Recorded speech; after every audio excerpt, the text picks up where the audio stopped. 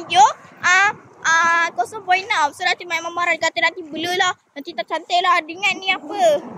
Dengan ni iPhone kan apa-apalah, dia merepek berapi dan merabat.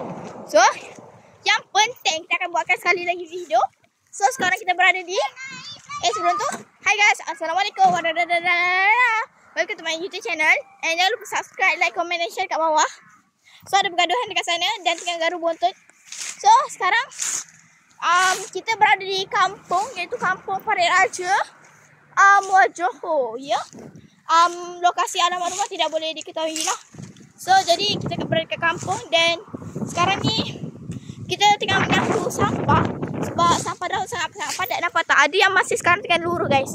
So ni nampak ni mak saya tengah menyapu nyampah lah, menyapu sampah. Ni lah muka mak saya. Sampah tu, daun tu kategori dalam sampah lah ya.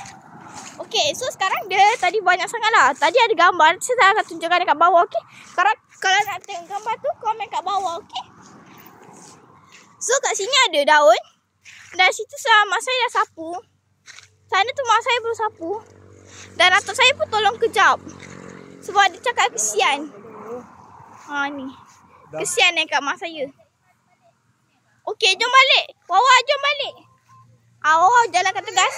Dan kat sana ada pembakaran sampah. Dan suasana sangat cantik. Awak kenapa? How about you? Okey, jom. Pakai slipper.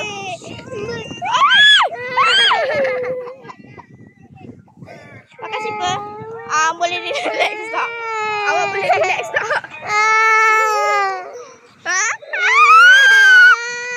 Okay. Jom. Jangan jatuh. Pegang phone Akilah tu, jangan jatuh. Jom kita balik, jom. Bye mama. Ya, nanti mama balik. Sama-sama dengan kita, okey? Dah, masuk. So nampak tak guys? Digelap guys, nak mendung, nak hujan, memang dah hujan, dah gerimis. So apa-apa tu kita ambil kamera kita dulu sebelum ketinggalan. And then sekarang pun dah nak malam. Sekarang menunjukkan pukul 6.47. So jadi macam itulah. Saya sekarang sangat bekerjasama untuk tolong mak saya sebab saya sapu hampir semua rumah. Satu rumah saya sapu. Dah lah. So, jadi saya akan penat lah hari ni ya. Sebab saya memang hari ni pergi DIY dan sebagainya. Buat semua macam-macam lah. So, saya akan penat lah buat sekolah dan sebagainya lah. Saya hari ni tidak sempat untuk melihat telefon bimbit saya walaupun 1 detik. Daripada malam tadi saya tidur sangat awal, iaitu pukul 8.56. Saya dah tidur. Jadi bila saya dah tidur awal, saya bangun pukul 6.05 minit pagi. Jadi saya dah bangun awal dan saya solat subuh sebagainya lah. Dan masa tak marah saya apa-apa pun. Dan justru itu ada atuk kat sini. Hai. So jadi saya hari ni tak sempat nak melihat telefon bimbit saya. Saya tak sempat nak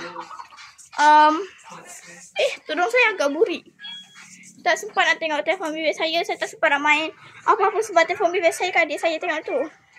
Dia main. Jadi saya tak sempat lah nak tengok telefon bimbit saya. Jadi saya pun macam pasrah lah.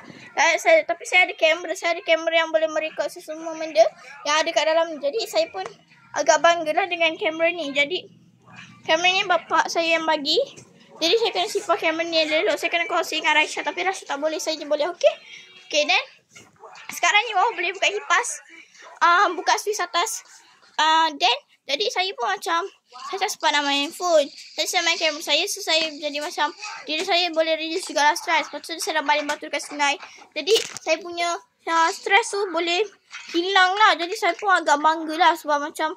Wow. My stress is now. My stress gone. So macam tu lah kehidupan saya ni. Saya memang tak main phone walaupun 1 detik. Saya tak pegang pun phone saya. Saya pegang 5 detik je pun. Sebab saya ambil, saya bagi adik saya lah. Sampai saya terbatuk-batuk. Saya tak sempat tidur langsung hari ni.